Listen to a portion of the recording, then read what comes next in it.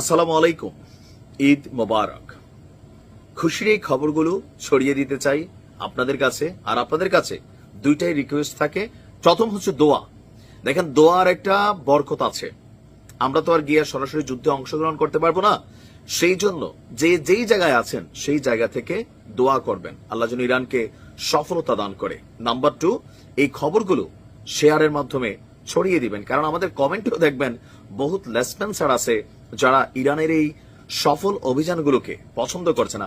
আর আরেকটা কথা বলি আমাদের সুন্নি ভাইদেরকে, এখানে অনেকে শিয়া সুন্নি বিভাজনের মধ্যে এসে ইরানের বিরুদ্ধে ইসরায়েলের যে অভিযান সেটাকে অনেকে বাহবা দিচ্ছেন, অনেকে বিভিন্ন ধরনের বক্তব্য দিচ্ছেন। কিন্তু আপনি দেখেন, আজকে ইরানের বিপরীতে যে আমাদের সুন্নি ভিত্তিক যে রাষ্ট্রগুলো আছে তাদের কারোর ভূমিকা আপনি দেখছেন কোথাও কোনো বীরের মতন আছে?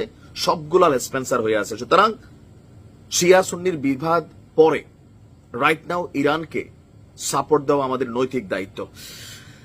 ইরান এবং ইসরায়েলের মধ্যে চলমান যুদ্ধে ইরান বলছে আজকে যে হামলা চালিয়েছে এটা তাদের ইতিহাসের সবচেয়ে বড় এবং তীব্র হামলা।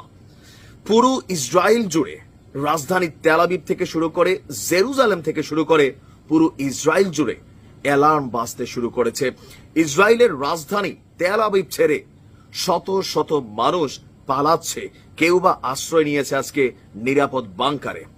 বিভিন্ন জায়গায় একযোগে চালানো হয়েছে ইরানের সফল এই হামলা। আপনার এই মুহূর্তে আমরা যদি দেখি যে ইরানের হামলায় সর্বশেষ তথ্য হচ্ছে 220 জন নিহত হয়েছে। সংখ্যাটা কাছাকাছি চলে আসছে, আমাদের সংখ্যাটা 600 পার হয়ে গেছে, আর ইসরায়েলের সংখ্যাটা 220-এ আছে, বাট কাছাকাছি যাচ্ছি আমরা।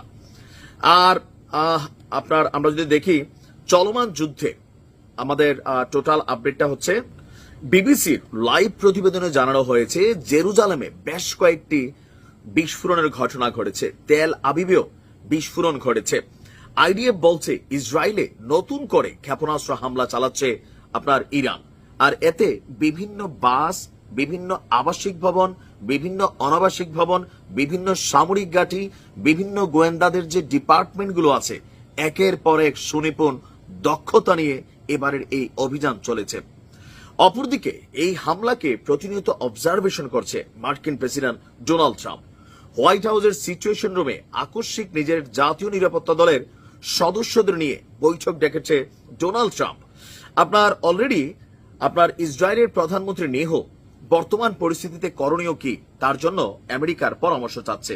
অপরদিকে মার্কিন যুক্তরাষ্ট্র তাদের নাগরিকদেরকে ইসরায়েল থেকে বের করে আনার জন্য চেষ্টা করলেও সম্ভবপর হচ্ছে না, কারণ ইসরায়েলের আকাশে প্রতি মুহূর্তে এই মুহূর্তে ক্ষেপণাস্ত্র হামলা চলছে। আভ্যন্তরীণ ফ্লাইটগুলো আজকে সবগুলো বন্ধ করে দেওয়া হয়েছে, কোনো বিমান ইসরায়েল থেকে উড়ছে না, কোনোটা ঢুকছেও না। এই পরিস্থিতিতে ইসরায়েলের জনগণের মধ্যে যারা ইসরায়েল ত্যাগ করে অন্য কোথাও যাওয়ার চেষ্টা করতেছে তাদেরও যাওয়ার সুযোগ আছে না। অপরদিকে ইরান বলছে আরো বড় জবাব দেওয়া হবে। আজকের এই সফল হামলার পর ইরানের আইআরজিসির পক্ষ থেকে, সশস্ত্র বাহিনীর পক্ষ থেকে, সর্বোচ্চ নেতার পক্ষ থেকে বার্তা দেওয়া হয়েছে ইসরায়েলের রাজধানী তেল আবিব এটা যেন খালি করা হয়। কেন? আরো বড় ধরনের অভিযান চালানোর জন্য প্রস্তুতি নিচ্ছে। অপরদিকে ইরানের পক্ষে চীন, রাশিয়া কূটনৈতিকভাবে যতগুলো বৈঠক হচ্ছে সেখানেও শক্ত সাপোর্ট দিয়ে যাচ্ছে। এমনকি ধারণা করা হচ্ছে আজকে রাতে আরো একটা বড় অভিযান পরিচালনা করবে ইরান। এই মুহূর্তে ইরানের বিরুদ্ধে ইসরায়েলের যে আকাশ প্রতিরক্ষা সিস্টেম খুব বেশি আর কাজে দিচ্ছে না এই মুহূর্তে। বাকিটা আল্লাহর ইচ্ছা। লড়াই চালিয়ে যাচ্ছে ইরান, আমরা তাদের পাশে থাকবো, এই হোক আমাদের ভূমিকা। আচ্ছা।